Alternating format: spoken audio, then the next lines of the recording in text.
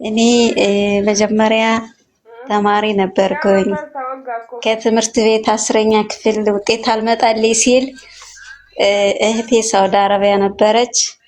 ነይ በቃ አታልቅሽ ነይ ስትለኝ ጉዞ ወኪል የሚባል ነበረ በዛን ዘመን። ጉዞ ወኪል ልሄድ ስል እድሜ ገደብ እንትን አለኝ መለሰኝ ማለት ነው። ከዛ እድሜ ገደብ ሲመልሰኝ አልቀርም ብዬ በባህር ሄድኩኝ። በባህር ሲሄድ ከወንድሞቼ ጋር ነበር የሄድኩት። አጋጣሚ የኔ እድል ሆነና አልሐምዱሊላህ የኛ የተሳፈርንባት ጀልባ በጣም ፈጣን ስለሆነች በሶስት ሰዓት ደረስን ወደ የመን ማለት ነው። ከዛ የመን ወረድን አልሐምዱሊላህ ከየመን ከዛ በ24 ቀኔ አልሐምዱሊላህ መካ ገባው። ከቤት በወጣው በ24 ቀኔ ከዛ መካ ገብቼ አልሐምዱሊላህ ስራ በ2 ሳምንት የገባው። ከዛ አልሐምዱሊላህ 2 አመት እንደሰራው ባላገባው። ከዛ ባላግብቼ ከእህቴ ጋር ማለት ነው ትልቅ እህቴ ከየት መጣ ባሉ ሳውዲ ነው ያለ እኮ። እንዴት ተዋወቃችሁ ታዲያ? ባላገባው ነው ያልሽው። ተዋወቃችሁ ሳትነግሪኝ? እህቴ አምታለኝ በቤተሰብ የሚባል ነገር አለና እህትሽ አጣብሳሽ? አይ እሱና እሱ ይተዋወቃሉ ማለት ነው።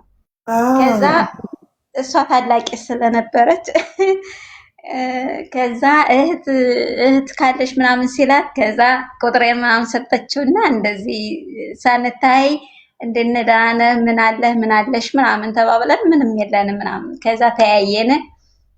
ስንታይ ጠር ያለ ነው እሱ። ከዛ በቃ እኔ ለመተው ፈለኩኝ።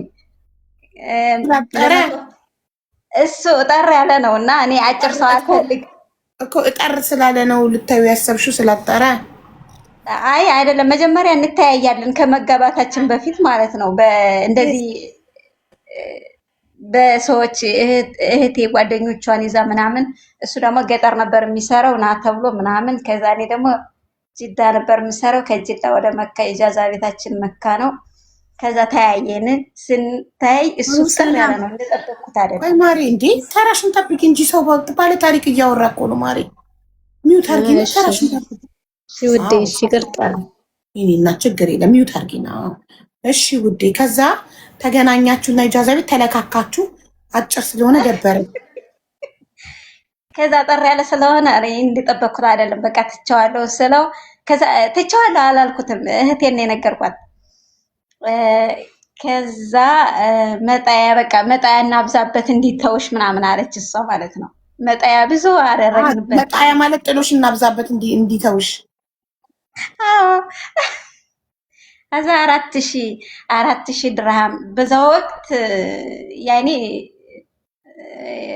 4000 የሚባል የሚከፍል የለም የሚጥልላቸው የለም 4000 ሪያል በዛ ወቅት። ከዛ 4000 ሪያል እናርግና እንዲተውሽ ምናምን አለና እዛ 4000 ሪያል ከፈለክ ነው ካልፈለክ ተዋት አለችው እህቴ ራሱ ማለት ነው።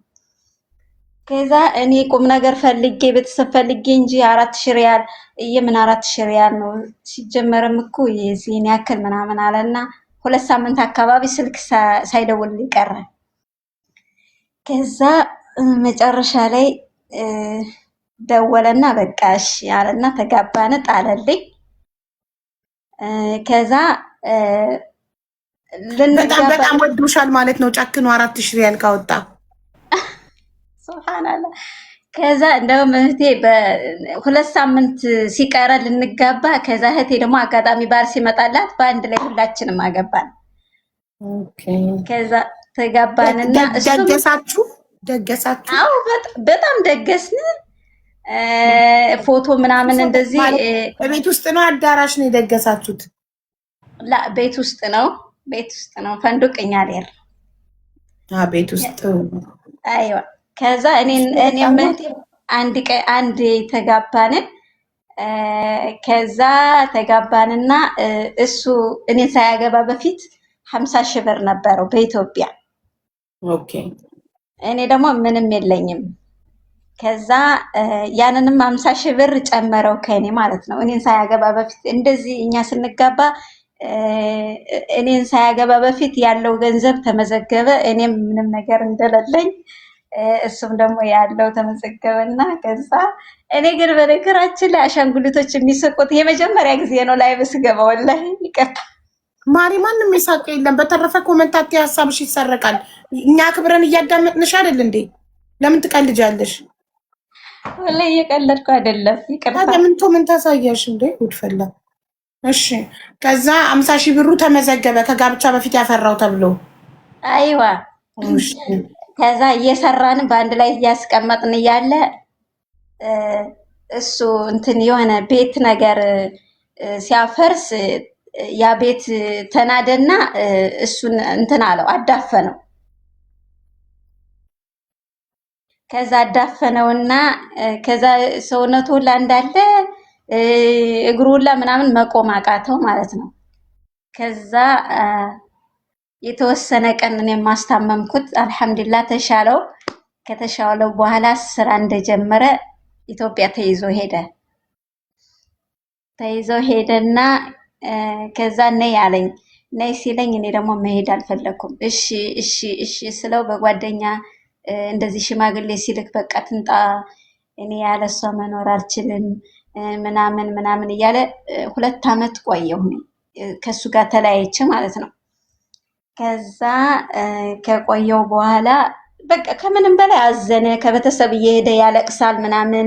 እሷ ብር ነው የምትፈልገው የባል ሐቅ ምናምን እንዴት ነው ምናምን ሲላቸው ከዛ ቤተሰቦችን ስነግራቸው አይ እኛ ነይ አንልሽም እሱ ያንቺ ውሳኔ ነው አሉኝ ማለት ነው። ከዛ ለካም በሱ አልተማመኑም። ነይ ያላሉበት ምክንያት አላቸው እነሱ ወደ ኢትዮጵያ ማለት ነው። ከዛ በኋላ ቤተሰቦቼ እንትን አልሰማቸውም። ሄድኩኝ እሱም ብዬ ማለት ነው። እሱም ብዬ ሲሄድ በቃ ከ3 ቀን በኋላ የሆነ የመንደር ወሬ ምናምን ሲመጣልኝ ስለሱ አክባር ሲነግሩኝ ደስ አላለኝም። ከዛ የሚኖርበት ቤት ነበረ። ይሄ ቤት የማን ነው ስለው የአባቴ ነው አለ። ለካም የተሰራው በእኛ ብር ነው። ብር ነበረን ከዛ በፊት ማለት ነው። ከዛ ያንን ቤት የሰራው ቤቱን ቦታው ያባቱ ነው። ይሄ ጭቃ ምናምን ቆርቆሮ ደግሞ የራሱ ብር ነው፣ የኛ ብር ነው ማለት ነው። ከዛ በኋላ ያንን ቤት የስንት ብር ነው የገባው ምናምን ስለው ማለት ነው አይ እናትና አባቴ ነው አለኝ። ከዛ ለምን ታዲያ እናትና አባትህን ቢሆንም እኮ የገባው ብር መታወቅ አለበት። ያለው ብራችን ሁሉ ከዚህ ላይ ከሰፈረ የኛ ብር ምን ላይ ለውጥ ምናምን ስለው ከዛ ከፈለግሽ ተቀመጭ ካልፈለግሽ ደህና ሁኚ አለኝ። ከዛ የተወሰነ 1-2 ዓመት ተቀመጥንና እኔ ደግሞ ሳየው ልጅ እምቢ አለ። አይመጣም ሳየው ልጅ እምቢ አለ። እኔ ልጅ እፈልጋለሁ በቃ አለና ጓደኛዬን ጠበሳትና ከጓደኛዬ ጋር ተጋቡ። እኔም የሆነ ሱቅ ተከራየውና ያንን ሱቅ እየሰራውኝ እያለ ያ ሱቅ ደግሞ ከሰረብኝ። ያ ሱቅ ሲከስርብኝ መልሼ ወደ አረብ ሀገር መጣሁ። አልሐምዱሊላህ አሁን እየሰራው ነው እንሻላ እና ያን ይመስላል። ስንት ዓመት ሆነሽ አሁን ከሳውዲ ከገባሽ? አሁን 2 አይ ሳውዲ አይደለም ኢማራት ነው። 2 ዓመት ኢማራት ከገባሽ 2 ዓመት። አይዋ ባልሽስ? እሱ ጋርማ ተለያየን እኮ ጓደኛዬን አግብቷታ ያልኩ። ጓደኛሽን አግብቶ ጠበቀሽ? ነይ ሲልሽ ስላልመጣሽ? ነይ ሲለኝ በ2 ዓመቴ ሄድኩኝ አይደል? እሱ በሄደ በ2 ዓመቴ ሲሄድ እንደ ድሮ አይደለም ፍቅሩ። በቃ አላገባም፣ ግን ፍቅሩ እንደ ድሮ አይደለም። ከዛ ምንድነው ብዬ ደግሞ እኔ ልጅ እምቢ አለ ገባሽ ስለው አይመጣም ይሄ ልጅ። ከዛ ሐኪም ቤትም ሲሄድ አይ ይዘገኛል ምናምን ነው የሚለው። እሱ ደግሞ በጣም እንትን አለ፣ በጣም ፈጠነ። ከዛ እኔ ገትቻ አላመጣውም፣ ልጅ የሚሰጠው አላህ ነው። ስለዚህ ታገስ አለበለዚያ አግባ አልኩት። ከዛ ጓደኛዬን ጠበሰና አገባት። ከዛ አልሐምዱሊላህ እሱ ወለደ። እኔ ደግሞ ተሰድቼ መልሼ ወደ ኢማራት መጣ። አልሐምዱሊላህ እና ኢማራትን ዓመት ሰርተሽ ገባሽ? የት ከኢትዮጵያ ወደ ኢማራት ነሽ? አሁን ኢማራት ነኝ። 2 ዓመቴ ነው ከመጣሁ። ሌላ አላገባሽም? አይ አላገባውም። አልጠበሽምም? ኧረ እኔ መጥበስ አላውቅም። ማለቴ ፍቅረኛ የለሽም? እጮኛ? ላላ እንደዛ የለም። እና አልሐምዱሊላህ ያኔ በጣም ህይወት ወንድ ልጅ እንደጠበቅሽው አይደለም። በቃ አልሐምዱሊላህ ደግሞ ልጅ ደግሞ የሚሰጠው ያላህ ነው ብዬ መጨረሻ ላይ ተሰደድኩኝ። አልሐምዱሊላህ ጎበዝ ነሽ። ምን አፈራሽ ሀብት? ከሱ ጋር የሆነ ቤት ነበረ። ያንን ቤት የሆነ የጋራችን ስለሆነ ብሩን እህቴ ተካችልኝ። የሱን ድርሻ ሰጠነውና እሱ ድርሻውን ይዞ ወጣ። ያን ቤት ግን እኔና እህቴ ለጋራ አድርገን አስቀመጥነው። አሁን ቤቱ ባንቺና በእህትሽ ስም ነው? አዎ። አትሊስት ቤት አትርፈሻል ከአረብ ሀገር። አልሐምዱሊላህ ጎበዝ። ደግሞ አመስጋኝ ነሽ። ዝም ብለሽ አልሐምዱሊላህ ትያለሽ። ጎበዝ። የሚያመሰግን ሰው ሁሌም ደስተኛ ይሆናል በህይወቱ። አመስጋኝ ሰዎች እኔ ወደ ኢትዮጵያ የሄድኩት መጀመሪያ ልወልድ ነበር። ልዛመድ በቃ የአረብ ሀገር ሳለው እቃዎችን ገዛዝቼ ቤት ምን እንደሚያስፈልጉ ለልጆቼ ኩባያ መጠጫ፣ ለልጆቼ የሚለብሱት አልሐምዱሊላህ ሁሉ ነገር ያለ ፍላጎት ነው አይደለም። እና ሲሄድ ደግሞ ያልተጠበቀው ነገር ስለሆነ እኔ ባልኩት አይደለም። ስለዚህ ከዛ ለልጆቼ ብዬ ያንን ማምኖ መቀበል እኮ ትልቅ ነገር ነው። አይዋ አልሐምዱሊላህ ለልጆቼ የገዛሁትን እኛ ያለው ብቻ ይሁን እንላለን። እኛ አሁን አንቺ ለመውለድ ሄደች እሱ ጓደኛሽን አግብቶ ሲጠብቅሽ አለመናደድሽ፣ ህይወትሽን እንዳዲስ በሰላም መቀጠልሽ ምናምን በቃ ፈጣሪ ያመጣብሽን ነገር ሁሉ አሜን ብለሽ የምትቀበይ ሰው መሆንሽን ያሳያል። እና በጣም ጎበዝ ነሽ። እሱ ራሱ ለወለደው አልሐምዱሊላህ ስትይ ገረምሽኝ። እና ጎበዝ ነሽ። አልሐምዱሊላህ ወለደ ስትይ ሴትዮ ጤና የላትም እንደ እያልኩ ነበር በውስጤ። ክዷት ጓደኛዋን አግብቶ ለወለደው እሱ ለወለደው እሱ አልሐምዱሊላህ ትልለታለች ብዬና በጣም ጎበዝ ነሽ። አዊ እሱም እኮ ፈልጎ ነበር ልጅ፣ እሱ ከኔም መውለድ ፈልጎ ነበር ግን ያው በፈጣሪ ባላ ፍላጎት እንጂ በእኛ አይደለም። እሱ ያላደረገው ነገር የለም ለመውለድ። አረ እንዴት ነው የልጅ የሚመጣው በቃ ምናምን ይላል ዶክተሮች። እና አልተቀየምሽው ማለት ነው? አይ ወደውማ በጣም ነው የተቀየምኩ። 1 ዓመት ምናምንማ በቃ እሷን ራሱ ባላያት ደስ ይለኛል ምናምን። ጓደኛዬ ናት የሆነ በቃ ሂጅ ብነክሳትም ደስ ይለኛል። ግን የሆነ ከኛ ደግሞ እንደዚህ ቅናት ነገር ምንድነው ቀንተሽ ነው ምናምን ነገር የሆነ አማርኛ እንትን ሲባልብሽ ሰው የሚያንጸባርቀው እንትን የማለት ነው። ያለሱ ወንድ እንደሌለ ምናምን ነገር የለም። እንደዛ ብለሽ ነው የሚያስቡት ሰዎች።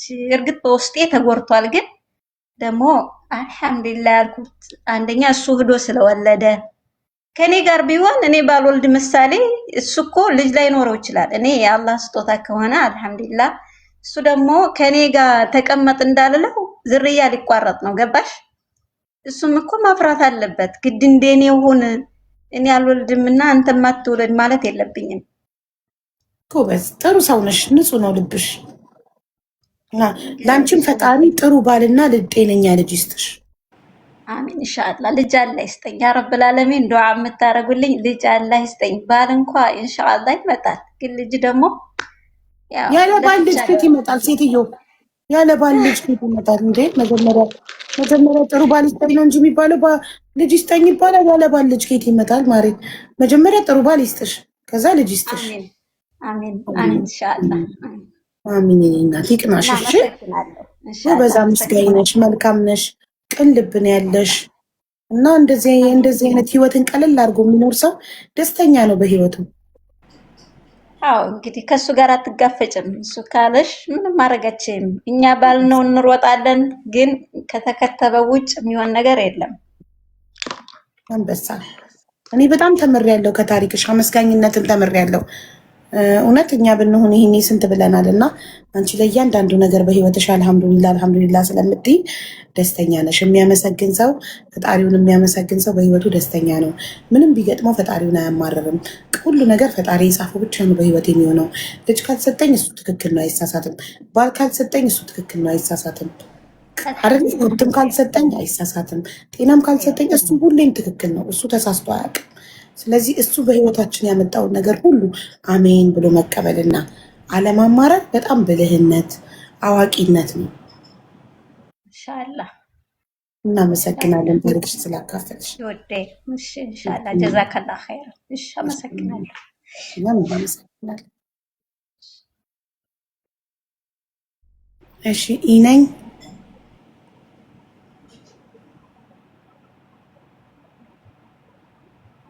ኢነኝ ኦሚና ማሬ ተራሽ ነው። እንዴት ነሽ? አቤት እማዬ እና ሀቡዬ ሁላችሁንም በጣም አመሰግናለሁ ስላገኘሁት ቤትሽን። ብዙ ጊዜ ነው ከለፋሁኝ ከጣርኩኝ አንቺ ቤት ለመግባት ጉዳዮችም ነበሩኝ። ያው ምክርም ያው አስተማሪም ነው ረጅም በጣም ማለት ነው። እና ኢንሻአላህ ትማሩበታላችሁም ትረዱኛላችሁ እላለሁ። እርዳታ ገንዘብ አይደለም ሀሳብም ጭምር ነው። ሀሳብ ነው እና ምሳን ልብላ ብያለሁ ጋይስ፣ ምሳን ልብላ ብያለሁ። የተባረከ ይሁን እናትዬ። እና እኔ ኢማን እባላለሁኝ የስልጤ ልጅ ነኝ። ከዛ በኋላ እኔ ደግሞ በህፃንነቴ በጣም ታምሜ እህቴ ያለች አዲስ አበባ ከጉራጌ ነው የምትወለደው፣ በአባት ነው የምንጨምረው። ከዛ አጋጣሚ አባቴን ሀጅ አስደርጋ ስትመለስ እኔ በጣም ታምሜ ያለሁኝ አባቴን ልታይ መታ። ከዛ እናቴን ጠየቀቻት ልውሰዳት ስትል ያው እሷ ቢዝነስ ስላላት በሰዓቱ ትንሽዬ መሬትም በ300 ብር ሽጠው ቢያሳክሙኝም መዳን አልቻልኩም። የዛን ህፃን ነኝ እኔ በጡት እንደለቀኩ አካባቢ ታሪኩን ነግረውኝ ነው ለኔም ማለት ነው። ከዛ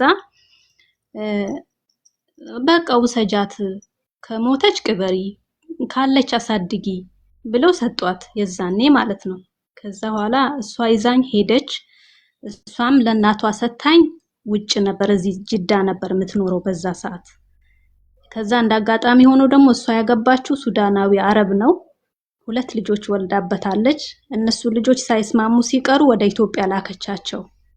ከዛ የአረብ ልጅ እንዳየሹ በጣም ጨምላቃ ነው። በጣም በህይወትሽ ሁሉ ይመጣል እና በቃ እኔ ለነሱ አሻንጉሊት ሆንኩኝ። በቃ ትምህርት ቤትም ሲሄድ እሱን የምትልቀኛዋን ልጅ ካላስፈቀድኩት፣ አያትየውም ስትልከኝ እሱን ካላስፈቀድኩት ወጥመድ ውስጥ አስገባኝ። በቃ ልጁ ማለት ነው። በቃ ምንም ከራሴ ጋር መሆን አልቻልኩም። ከዛ እናትየው ስትልከኝ እሱ እኔን አስፈቅደሽ ሂጂ ይለኝ፣ እሷ ደግሞ ለምን ታስፈቅጂዋለሽ? እሱ ሽማሽ ነው ወይ? ይሄው ቆሜ ነው ምልክሽ ሂጂ። እሱ ደግሞ ማታ ይመታኛል። እኛ የምናድረው አንድ ላይ አሞራ ክንፉ ውስጥ ሆኖ ክፍል አለው። እሷ ደግሞ ከውጭ ሰርቪስ ክላስ አላት አያትየው፣ እዛ ነው የምታድረው። በሩን ቆልፎ ይመታኛል፣ ይነክሰኛል ሁሉ ይሄን ፊቴን በቃ ያብጣል። ፊቴ ሲያብጥ እናትየው ደግሞ ጠዋት ቅቤ ሰርቀው እኮ በልተው ይሄው ምችል ይደፋቸው ነው። ያው እንጀራ እናቴ ናት ትላለች። በጣም ተሰቃየሁኝ እኔ።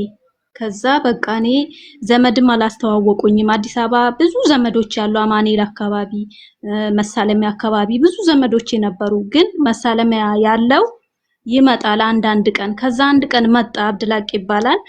መጣ አብድላቅ እኔ ልሞት ነው በቃ እኔ እንደዚህ ነው በቃ እኔ ከሞትኩ አታልቅሱ በቃ መጨረሻ እኔ ጠባሳይን ከፍቻ ሳየው ታፋይ ላይ ነከሰኝ። በቃ እንዳለ በጣም ያሰቃየኝ ነበር። ትልቁ ልጇ ለሷ ስነግራት በስልክ ነው ምነግራት፣ እየነገርኳት ራሱ ጭንቅላቴን ይኮረኩመኝ ነበር። አብሬ እያወራኋት እያለቀስኩ እንኳን እሷ ልትረዳኝ አልቻለችም። ልጇን ነው ማማ ተከዝብክ ወላይ ተከዝብክ ይላታል። ከዛ ኧረ እህቴ ተረጂኝ እኔ እኮ እንደዚህ ነው። ኧረ አንቺ ውሸት አታውሪ ዱርዬ ለመሆን ፈልገሽ ነው። ታዲያ የትም ወጥተሽ ዘለሽ እንድትገቢ ነው አይቆጣጠርሽ ትለኛለች። እሱም ይቆጣጠረኝ አቆጣጠርና እሷ ከምታስበው ጋር ምንም ማሻል አደረገም እኮ። እሱ ሳውዲ ውስጥ ነው አይደለም አዲስ አበባ ላከቻቸው። ተሳጠፊም እንደ አዲስ አበባ ውስጥ ታዲያ ምን እኔ በሰው ሀገር መስሎኝ። እሺ እህትሽ የት ሆና ነው? ቆይ ልጨርስ። እህትሽ የት ሆና ነው በስልክ የምታወራሽ? እየነገርሻት ይመታኛል እንዲያርገኛል እያልሻት? እሷ ጅዳ ሆና። ኦኬ ቤት ውስጥ ያለችው ደግሞ ለአንቺ እንጀራ እናትሽ ናት? አው ከዛ ይሄ ጊዜ አልፏል እኮ ታሪኩን እየነገርኩሽ ነው። ከዛ በኋላ በቃ ያጎቴ ልጅ ምን ይለኛል፣ በይ አንቺ ሂጂ የወንድሞቼን ስልክ ሰጥሻለሁ፣ ዓለም ባንክ ላይ ቆመው ይጠብቁሻል፣ ይወስዱሻል፣ እኔ ግን እንዳልጠረጠር እዚህ አድራለሁ ብሎኝ በቃ መሳፈሪያም ሰጥቶኝ ምናምን በቃ ህይወቴን የዛኔ ያው እሱ እንትን አላት አዳናት። ወንድሞቹ መተው ተቀበሉኝ። እነሱ ቤት ደግሞ 7 ናቸው ወንዶች፣ አንድ ሴት ነው ያለችው። የአጎቴ ልጅ ነው ብዬሻለሁ። አጎቴ ሞቷል፣ ሚስቱ ናት ያለችው። እሷ ደግሞ አለች በ7 ወንዶች ቤት እኔ ሴት ልጅ እንዴት ላስቀምጥ? ወይ የሰው ቤት ፈልገሽ ግቢ እንጂ እኔ አንድ ነገር እኔ ልጆቼን እንዴ ስለ ልጆቼ የማውቀው ነገር የለም። አንድ ነገር ቢሆንስ እኔ ሙለው ሱቅ፣ ስለዚህ የሆነ ነገር ቢያደርጉሽስ የሚፈጠረው አይታወቅም፣ ወንዶች ናቸው፣ ስራ ፈልገሽ ግቢ ያለችኝ። እኔ ምንም አላውቅም። የዛኔ አፍላም እድሜ ነው። በቃ አልኩሽ በቃ የሰው ቤት እሺ ፈልጌ እገባለሁ አልኳት። ሰው ቤት ገባሁኝ። ትችያለሽ ሁሉም ነገር እችላለሁ በያለኝ ደላላ እችላለሁ ብዬ ገባሁ። እንጀራውን ስጋግረው ምጣዱ በጣም ይግልብኝና የለም ትሽ ሲል ግርግዳውን እንዳለ ይረጭበትና ግርግዳው ላይ እንትን ይለች። ሴትዮ አራስ ናት የቀጠረችኝ ሴትዮ። ከዛ እንደዚህ ቢላዋ ይዛ ሽንት ቤት ለመግባት በሄደችበት ይሄን ስታይ እንዳለ ግርግዳው ተበላሽቷል። እኔ አላቅም። የመጀመሪያ ጊዜ እኔ ሰው ቤት የገባሁት 4ኛ ክፍል ተማሪ ነኝ። በዛን ሰዓት ትምህርቴን ትቼ በቃ ከቴ ቤት ጠፍቼ ወጣሁ። ይሄ ተከሰተ። ከዛች ሴትዮ በዛ ቢላዋ ልትወጋኝ እንደገና ከሷ ቤት ጠፍቼ ተመልሼ እዛው ቤት ሲል በይ ከዚህ ቤት ውጪ፣ አንቺ ሌላ ነገር ፈልገሽ ነው ስራ ገባሽ አልፈልግም መጣሽ ብለሽ የምትመጪው ከነዚህ ወንዶች የሆነ ነገር ፈልገሽ ነው፣ እኔ ነገር አልፈልግም ውጪልኝ ትለኛለች። ከዛ እንደዛ ስትለኝ አሁንም እዛ ቤት ያስጠፋኝ ልጇ ከመሃላቸው አንድ ጥሩ ልጅ አለ ከ7 እንደገና አማኔል 07 የሚባለው ቀበሌ ደግሞ ሌላ ዘመድ አለኝ። እዛ ወሰደኝ። እዛ ሲወስደኝ እልል ብላ ተቀበለችኝ። ሴትየዋ ሴት ልጅ የላትም። በቃ መርካቶ ነው የምትውለው። ቆጮ ትቆርጥ ነበር። አላህ ይራህማት ሞታለች ዛሬ። እና በቃ እሷ አብሽሪ አይዞሽ እኔ ማን አለብኝ እኔ አፈር ልብላ፣ አባቴ አያውቅም ይሄን ሁሉ ጠፍቼ መውጣቴን ምናምን የሚያውቀው ነገር የለም።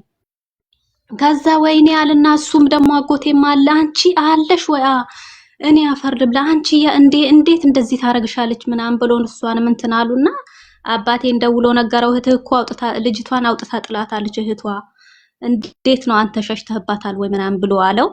እኔ ቢመጣም አልሄድም አልኩት። ያው ከተማ ስላደኩ በቃ ትቼዋለሁ፣ የገጠሩ ነገር ምንም አላውቅም፣ አልሄድም፣ እኔ ገጠር አልገባም አልኩት። አጎቴ ቤት እዛው እየኖርኩኝ ተመላላሽ ስራ ገባሁኝ። መርካቶ አብዶ ሆቴል ምዕራብ አካባቢ እዛ ተቀጠርኩኝ፣ ካሸሪነት ተቀጠርኩ።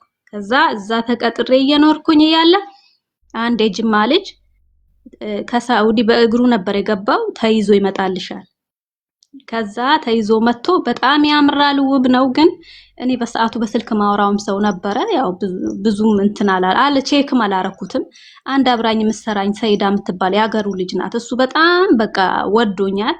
ጠይቂልኝ ይላታል። እንዴ ሰይዳ ምን ሆነሽ ነው? እኔ እኮ ጓደኛ አለኝ፣ እያወራሁ እያየሽ አይደለም ወይ? እኔ አልፈልግም፣ ሰው አላት በይ። አንቺ ደግሞ ፋራነሽ እንዴ? የአዲስ አበባ ውሃ ጠጥተሽ እንደዛ ታያለሽ? እሱ ይቀመጥ ታዲያ ይሄንን ጊዜያዊ ዝም ብለሽ እንብላው፣ ዲያስፖራ ነው ምን ችግር አለው ትለኛለች። ታይ አይደለም በኋላ ነገር ሊመጣ ይችላል። እኔ እንደዚህ አላቅም፣ ባክሽ ነይ ዛሬ ቢያንስ የዛሬን መልስ ሰጪዋለሽ፣ ሻይ ቡና እንበል ትለኝና ውጪ ሌላ ካፌ ተቀጣጥረን እሱም ካሊድ የሚባል ጓደኛ አለው እኔም ሆነ 4ታችን ሄድን። ማኪያቶ በጣም ወዳለው በሰዓቱ። ከዛ ማኪያቶ ላይ ምን እንዳደረጉበት አላቅም። ያችን ማኪያቶ ከቀመስኩ በኋላ እኔ እሱን ካላየሁኝ በቃ ፍዝዝ ሞራኔ ሁሉ ክሽ። ምን ሆነሽ ነው ይለኛል አሰሪ። ምንም አረች ልጅ የሆነ ነገር አርገሻታል ይላታል። ራሷን ጠርጥሯታል። አረ እኔ ምንም አልሆንኩም አላመመኝም፣ ግን በቃ ጭንቅላቴ ጅዝብ። እሱን እንዲህ ፊት ለፊት ላይ ወጥቼ ካየሁት በኋላ ደስ ይለኛል። ልክ ከጎኔ ሲርቅ ደግሞ እንደሆነ ነገር ያደርገኛል። ወይኔ ጉዴ። በኋላ በዚህ መካከል እሱ ያው ዳግመኛ ለመሄድ መንገድ ይቀጥላል። በህገ ወጥ ነው እንግዲህ የሚቀጥለው ማለት ነው። በህጋዊ መጀመሪያም ህጋዊ አይደለም ተይዞ ነው የሄደው። አሁንም በህገ ወጥ ጉዞ ሊጀምር። በቃ እሺ ኢማን ሰይዳ በሉ እኔ ልሄድ ነው። የት ትሄዳለህ? እኔንስ አልኩት። እንዴ እምቢ አላልሽኝም ነበር እንዴ? ትሄጃለሽ? አዎ ሄዳለሁ። በቃ በዛችሁ ፍጥነት ልብሴን ሰብስቤ ብድግ ከሱ ጋር ድሬዳዋ ድረስ በመኪና ገባን። መኪና ይዞ ነበር፣ ያው ቆርጦ ነበር የዋለው። ድጋሚ ለኔ አፈላልጎ ቆረጠ። እስከ ድሬዳዋ ቤተሰብ አልነገርኩም፣ ምንም አላልኩም። ከነስቼ ዳይ ድሬዳዋ ደረስን። አባቱ ሪያድ ነው። የሱ አባት ነው እንግዲህ ገንዘብ እየላከለት እየወሰደው የነበረው። ግን እኔን መያዙን አላወቀም አባቱ ማለት ነው። ያው ብቻውን መስለዋል። ሐዋላ ያረግለት እዚህ ቦታ ደርሻለሁ። በቃ እዛ ድሬዳዋ ከደረስን በኋላ እስከ ጅቡቲ እኔ እንዴት መግባት አለብኝ? በቃ ሴቶች መንገድ ላይ ይደፈራሉ። አንድን ሴት ለ10 እንዲህ ባል ራሱ ቢኖራት ግንድ ላይ አስረውት ነው እንግዲህ በጣም የሚደፈሩት ማለት ነው። እና ምንም በቃ ሽፍታዎች በየኬላው በየእንትኑ እያወረዱ ሴቶችን ነው የሚፈልጉት አብዛኛው ጊዜ። ይሄን ችግር መጀመሪያ ሲሄድ ስላየው ለኔ ደግሞ አፋር ሹፌር ፈልጎ ጉቦ ከፍሎ ቀጥታ ጅቡቲ በመኪና እንድገባ አደረገኝ። ሹፌሩ ሚስቴ ናት እያለ ፍቃድ አላወጣሁላትም እያለ በስነ ስርዓት ያኔ ውብ ነኝ መልኬም ያምራል እና በጣም እንትን ውለታ ከፍሎ አስገባኝ ጅቡቲ። ጅቡቲ ከገባን በኋላ ያው ወደ ባህሩ አንድ ጊዜ ሞከርን፣ መራገፍ አልቻልንም። በቃ ሲያዩ ሽፍታዎች አሉ፣ ተመልሰን እዛው ጅቡቲ በቃ እሱም ስራ ገባ። እዛ እያለ እኔ ኒካ ማሰር አለብን እና ወሎዬ ናት አንድ መዲና ትባል ነበር። እሷ ሙሉ ቤቱን ያው ኮንትራት ይዛዋለች እንደ ኢጃዛ ቤት እንደ ሳውዲ። እኛ ደግሞ እሷ ላይ ቁጭ ብለናል እየከፈልን። በቃ መዲና እንደዚህ ነው ኒካ ማሰር አለብን። እሱ ኧረ በእናትሽ በዚህ ዝባዝንኬ መሀል አናስርም፣ ሳውዲ ገብተን በሰርግ ነው በቃ ብሎ ቢለኝም አይደለም እዚህ ጋም ቢታሰር እዛም ቢታሰር ሸሪያው አንድ ነው። በቃ ብታካብደውም ባታካብደውም አንድ ሸሪያ ነው ብዬ እነሱንም ጠይቄ አሳምኜው ኒካ አሰርን። ከዛ በኋላ እያልን በቃ እኔ ነፍሰ ጡር ሆንኩ እዛው ጅቡቲ ሆኜ ማለት ነው። ነፍሰ ጡር ሆንኩ። እቺ ፕሮፋይል ላይ ያለችው ልጄ ናት። ነፍሰ ጡር ሆንኩኝ። ከዛ በኋላ ደግሞ እሱ አስጠላኝ። ነፍሰ ጡር ስሆን እሱን ያስጠላኝ። በቃ በጭራሽ አይኑን ባላይ በቃ ተደብቄ የመን ቤት 4 ወር እስከሚሞላኝ 4 ወር አካባቢ ተደብቄ የመን ቤት ተቀጠርኩኝ አጠቃላይ ማለት ነው። ከዛ በኋላ እኔ አሁን ምን መሆኔ ነው? ይሄ ሰውዬ እንደዚህ አማርሬው ቢክደኝስ አሁን ቢጠፋስ ብዬ ዳግመኛ ሴትዮዬንም በቃ ጠረጠረችኝ። እየሰራው ስታኝ ጠራኝ። እንት ሐሚል አለችኝ የዛኔ። አው ግን እንደዚህ ነው በቃ አሞኝ ነው ከሱ የሸሸሁት አልኳት። እሷ ላዚም ታረቂ፣ ምንም የሚቸግርሽ ነገር የለም፣ ምንም አይነት ውሳኔ እንዳትወስኝ። ይሄው ባለቤቴ ኢትዮጵያ ራሱ ብትገቢ ለልጅሽ ወተት ለልጅሽ የሚያስፈልግ ነገር እኛ እናደርግልሻለን፣ ምንም አይነት ነገር እንዳትወስኝ፣ ታረቂ፣ ላዚም መታረቅ አለብሽ ብላኝ በቃ ሄድኩኝ። ግን ስንታረቅ አልገባልኝ። ኢትዮጵያ ሄጄ ወልዳለሁ። በረሃውንም አልቻልኩትም፣ መሄድ አለብኝ። ከሸኘኸኝ እሺ ወላሂ ሸኝሻለሁ አለኝ። በቃ ዝግጅት አደረግን፣ ዳግመኛ ታረቅን። ወደ ኢትዮጵያ ይሸኘኛል። እንግዲህ ቤተሰብ ማርገዜን አያውቅም፣ ማግባቴን አያውቅም። በእንትን ነው በቃዲ ነው ያሰርነው፣ በእንትን ጅቡቲ ላይ በኪታበኛ ማለት ነው። ከዛ ልክ ድሬዳዋ አልጋ ይዤ አድሬ ሐሳቡ መጣልኝ። አሁን የት ነው መሄደው? ቤተሰብ አላወቀም፣ አልተናገርኩ። ገና ከሱ ከተለያየው በኋላ ይሄ ሐሳብ ይመጣልኛል። በጣም ልጅ ነኝ፣ በጣም ልጅ ነው እሱም ማለት ነው። ከዛ ኑራ አልኩት። አሁን ኑረዲን ነው እሱ ስሙ። እሱ አብሮሽ አልተመለሰም? ከየመን አልተመለሰም፣ ጅቡቲ ነው ያለው። እኔ ወልጄ ልጄን ለእናቴ ሰጥቼ ዳግመኛ ልሞክር ቃል ገብቶልኝ ነው እኔ የሄድኩት። እሱ ሳው ጅቡቲ ሊጠብቅሽ ወይ ሳውዲ ገብቶ ከዛ ሊወስድሽ? ጅቡቲ ሊጠብቀኝ። ኦኬ። ከዛ በኋላ እኔ በቃ ደውዬ እንደዛ አሁን ምን አባሽ ልትሆኝ ነው? ከዚህ ካልሄድኩኝ አልሽ፣ እኔ ስሸኝሽ ደግሞ እንደዛ ትያለሽ። እሺ አሁን ምን አባሽ ልትሆኝ ነው? የመጣሽበትን ሁኔታ አይተሽ ነበር አይደለም? አሁን እንዴት ሆነሽ ልትመጪ ነው እንደዛ የምትይኝሽ? ምን ልሁን እኔ ያለኝ። በቃ ይሄኛ አጎቴ ጋር አንድ ጊዜ አሪቡ ብሎ ተቀበለኝ አልኩሽ። አጎቴ ጋር ደወልኩለት፣ ወደ አማኔ ላለ ያልኩሽን ደውዬ ኧረ የት ነው ያለሽው? አመት ከምናምን ሆነ ከጠፋሁኝ ማለት ነው። ከዛ የት ነው ያለሽው? እኔ ራሴ መጥቼ ወስድሻለሁኝ ብሎ አለኝ። ኧረ አንተ አትምጣ፣ እኔ ራሴ እመጣለሁ፣ እኔ ድሬዳዋ ነው ያለሁት፣ እንደዚህ ነው፣ ጅቡቲ ነበርኩኝ፣ ነፍሰ ጡር ነኝ፣ ናይ ችግር የለም ብሎኝ በቃ በማታ ትኬት ቆርጬ ተነስቼ አጎቴ ቤት ሄድኩኝ። ከዛ እዛው ገባው፣ አሪፍ ተቀበሉኝ። ደህና አሁን አባቴም ነፍሰ ጡር ናት ሲሉ ደንግጦ መጣ፣ አየኝ። እንሂድ እናትሽ ጋር ይሻልሻል፣ ተይ እናትሽ ጋር ትወልጃለሽ ቢለኝ እኔ ገጠሩን አልወደውም፣ በቃ አልሄድም አልኩት። ከዛ እሺ ያለኝና እዛው አጎቴ ቤት ብር እየላከልኝ በስነ ስርዓት በየወሩ ይልክልኛል። በቃ ለሚያስፈልገኝ ነገር ይልካል። ወለድኩ።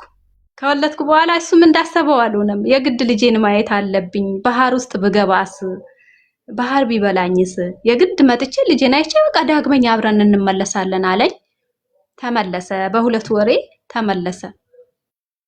ከዛ በኋላ ተመልሶ ወደ በቃ እንዴት የኑሮ ሁኔታ ያው ለኔም ሲልክ የቀረው ያክል የዛን ጊዜ 6000 ብር ብዙ ነው። በቃ ያው ላወቀበት ሰው ብዙ ነው። ከዛ 6000 ብር ይዟታል መጣ። በቃ ሳማክር የሆነች ጓደኛዬ ነበረች ናዝሪት አርሲ ዴራ የሚባል ቦታ ላይ ነይ እዚህ ቤት ተከራይቼ እጠብቅሻለሁ፣ ሻይ ቤት ነገርም ትከፍታላችሁ ልጅቷ ትንሽ ቀጥ እስከምትልልሽ ድረስ ብላኝ እዛ ቤት ተከራይታልኝ ተነስቼ ሄድኩኝ። ከዛ ሄድኩኝ ሻይ ቤት ትርፍ ለጋራ ንብረቱ ምናምን የሷ ነው ያው ገንዘብ ከራሴ ከዛ ትርፍ ለጋራ ብዬ ከፈትን። ያው ልጅነት ነው አከሽኜ አጣፍጬ ነው የምሰራው እንጂ እንዴት እንደሚሸጥ ማኔጅ ማድረግ አልቻልኩም። ያው በቃ እንትኑ ከሰረብኝ። ምክንያቱም እኔ እንደሚጣፍጥ አርግቼ ገበያ አለው በርግጥ ይሄዳል ምግቡ ይሄዳል፣ ብሩ የት እንደሚሄድ አላቅም። የእንጀራ ሂሳብ ራሱ መዝጋት አቃተኝ መጨረሻ ላይ ያው ከልጅነቴ ማንጻር እሱም ስለማይሻል ከኔ በቃ እሱ ስራ የለውም። ከተፈጥሮ ደግሞ አይን አፋር ነው። ሴቶች ራሱ እንደዚህ ለማየት ይፈራል። እኔ ከሴቶች ከተጨመርኩ ቤት ጥሎ ነው የሚወጣው፣ ውጭ ነው የሚወጣው። የተፈጥሮ አንገደፊ አይን አፋር ነበረ። ከዛ ገለኝም ያው የሰዓት ሰይጣን አሳስቶኝ ነው የመታኋት። ችግር የለው ማለት ምግብ እኔ ህግ ይቅጣው እንጂ ታዲያ እኔ ልቀጣው ነው ወይ? ልጄ አባት እኮ ነው። ነገ ቂም ለምን ይዝብኛል? ግዴታዬ ነው። ሰው የለንም ሰው የለኝም። ስለዚህ እኔ በእንትን ልጥለው አልችልም ብዬ ምግብ 3 ቀን ድረስ አመላለስኩለት። ከዛ በኋላ አገር ቤት ወስጄ ከብት ነግዳለሁኝ። ከብት ነግጄ አኖራታለሁ። የግድ ሰፈር መግባት አለብኝ። ቃል ትግባልኝ። ችግር የለውም ራሴ አኖራታለሁ አለኝ። እሺ እኔ የትም ሁን የትም ጅቡቲ ጠረፍም ሄጃለሁ አይደለም እንዴ እንኳን አገርክ ይቅርና እሺ ውሰደኝ አልኩት። ይዞኝ ሄደ። አገሩ ጅማ ከደረስሽ በኋላ እንደገና አጋሩ ብለሽ ተሳፈሪያለሽ፣ እንደገና ሲግሞ ብለሽ አሁንም ሌላ ከተማ አለች፣ በጣም ሩቅ ነው። ከዛ ሲግሞ አካባቢ ከደረስን በኋላ አይ እኔ ከዚህ መራቅ አልፈልግም፣ እዚህ አካባቢ ዘመድ ካለ ከዚህ እንረፍና እዚህ እንሁንና ቀስ በቀስ ደግሞ ወደ ሰፈር እንደርሳለን ብዬ አልኩት። እሺ ያለኝ። እዛ ወረድን። ዘመድ አጎት ቤት አካባቢ አስገባኝ። በማግስቱ ቤት ተከራየን።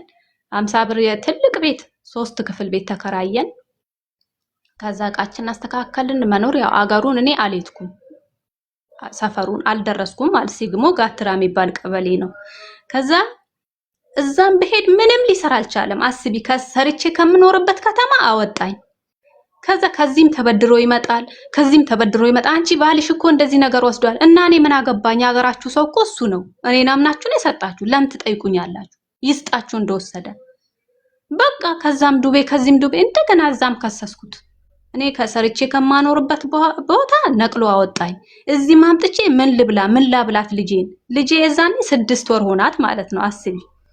ከዛ በኋላ ከዛ ሄድ በቃ እንደገና አሰሩት። በቃ እሺ ስራ ጀምራለሁ ምናምን አለ። እናት የለውም። አባቱ 5 ልጆች ወልዷል። በሌላ አንድ የእናት ልጅ አለው እና እነሱ መተው ነው ያዩኝ። እኔ አልሄድኩም። እዛ መተው የእንጀራ እናቱ እና የተወሰነ ወንድም እህቶቹ መተው ቤቴን አዩኝ። ያው ነገ ከነገ ወዲያ ስንልም 4 ወር ከቆየሁኝ በኋላ ነገሮች ሳይስተካከሉ ሲቀሩ እሱም ሊሰራ አልቻለም። በቃ እኔ ፖሊስ ጣቢያ ገብቼ እኔ ከልጄ ጋር እዚህ ሀገር መሞት አልፈልግም፣ በቃ ቤተሰብ ጋር ሄዳለሁኝ፣ አንተም አላማህ ላይ ዋል። እኔ አሁን ልጄን ትቼ ጨክኜ ዳግመኛ ወደ ስደት መውጣበት አንጀት የለኝም። አንደኛ እኔ ሰው ቤት አድጌ ብዙ ታሪክ አይቻለሁ። እህቴም ቤት ቢሆን እኔ ያየሁት ዕጣ ፋንታ ደግሞ ማየት የለባትም። እኔ እናቴ ላይ ምን ያክል ቂም እንዳያስኩባት እኔ ነኝ ማውቀው። እናቴ በህይወት መካከል ብሆንም የዛኔ ብሞትም ባትሰጠኝ ህይወቴ እንደዚህ አይጎሳቆልም ነበረ። ስለዚህ እኔ ደግሞ አሁን ልጄ እንድትጎሳቀልብኝ አልፈልግም። እሱ ለእንጀራ እናቴ ስጫትና እንሂድ ነው። እኔ ደግሞ አልሰጥም። አንደኛ እሱ ኦሮሞ እኔ ስልጤ ነኝ። ቤት በኩል ብንለያይስ ልጄን ከየት ነው ማገኛት እኔ በማለት አይ እኔ አልሰጥም ልጄን ብዬ በጥርሴ ይዤ ፖሊሶች ተባብረውኝ ያገሩ ፖሊሶች ሰርተካላ ኖርካት ያዛኔ ስንጨመር ያዩኝ ልጆች አሉ አንተ እቺ ልጅ ምን ትመስል ነበር? ዛሬ ምን እንደምትመስለው እኛ እኮ እናቃታለን። አረብ እኮ የምትመስል ልጅ ናት እንደዚህ ሆነችው። በፍጹም እንዲህ መሆን የለብህም ምናምን አሉት።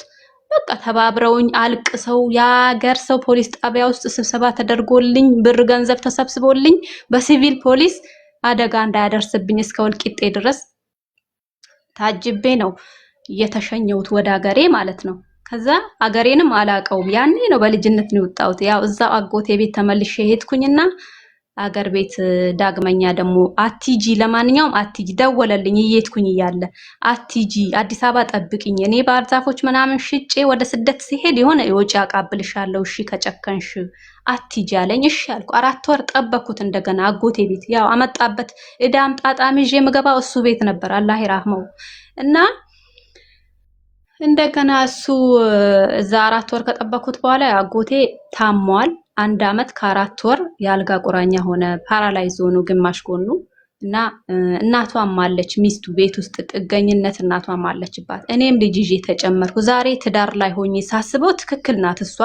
ያው በአዲስ አበባ ምድር እንደገና እኔ ጫና ሆኜባት ያ እጄ በሚሰጥ ሰዓት እጄ በሚንቀሳቀስ ሰዓት በጣም ትወደኝ ነበር። ግን አሁን ልጄንም ይዤ ልብስም አጥቤ ቢሆን ያው ተጨምሬባታለሁ። ፊቷ ልክ አልመጣልኝም። ልጅሽን ወስደሽ ሰተሽ ለራስሽ ሰው ሁኚ በቃ እኔ ምን ላርግ? እናቱን ጡር ያለው እንደገና አንቺን እንደገና ይሄን በሽተኛ ሰውዬ ኢማን በቃ አገር ቤት ሂጂ ብላ በጣም ወተወተችኝ። ፊቷን ሁሉ ማኮሳተር በቃ በጣም አጣኋትችን ሴትዮ። በቃ ሰዎቹም ጎረቤቶቹ ኢማ አንቺ የጀሚላ እናት ተይ እንጂ ምን ሆነሽ ነው? ትላንትና ኢማን ላንቺ እንደዚህ ነበረች ወይ? ዛሬ ተጎታ እንደዚህ? ኧረ ተይ እግዚአብሔርን ፍሪ ይሏታል። በቃ እንዳለ የሸዋ ኦሮሞዎች ናቸው። ከዛ በቃ እነሱ እንደገና ማሰባሰብ ያደረጉልኝ ከላይ እስከታች ያው ስለሚያውቁኝ መጀመሪያ ለቤቱ ለፍቻለሁ። ሰው ቤትን ብሰራ ካፌን ብሰራ አስቤዛዬን ይዤ ነው የምገባው፣ እጄ ባዶ አልገባም። ከዛ ያንን ስለሚያውቁ በቃ እነሱም ረዱኝ፣ ትብብር አደረጉልኝ። በኋላ ወደ አገር ቤት ከተማውን ገብቼ ሰው ልኬ ቤተሰብ መጥቶ ወሰደኝ። ከሄድኩም በኋላ እናቴም በጣም አሰቃየችኝ። ዲቃላ ይዘሽ መጣሽ እና ታዲያ እሱ ካላመጣሹ ብር ካልሰጠሽ ለምን